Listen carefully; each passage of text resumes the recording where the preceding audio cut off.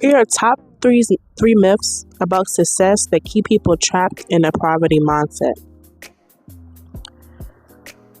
These myths have been holding you back,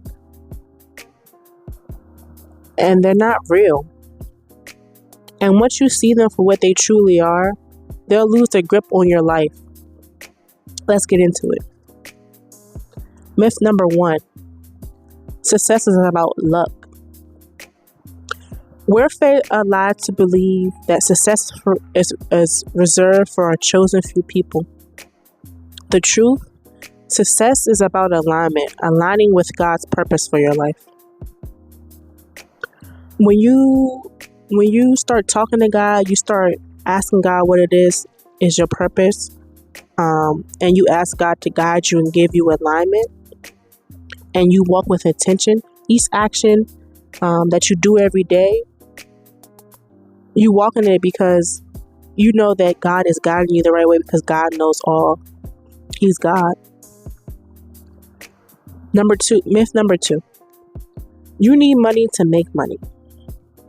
You don't need a trust fund. You don't need to save up money, but you need trust in God. God is the only way through this, y'all. God is the answer. Many of successful people, they started with nothing, but one thing they did have is determination and faith that they can do it. Even though their vision seemed so far away from them, they knew if they kept being determined and believing in things that they don't physically see right now, that God would lead them to the success where they are today. Wealth begins in the mind. When your mind is wealthy, everything else is wealthy because you know that no matter what, you have everything that you need. And if you don't, you know that God will provide it. Myth number 3.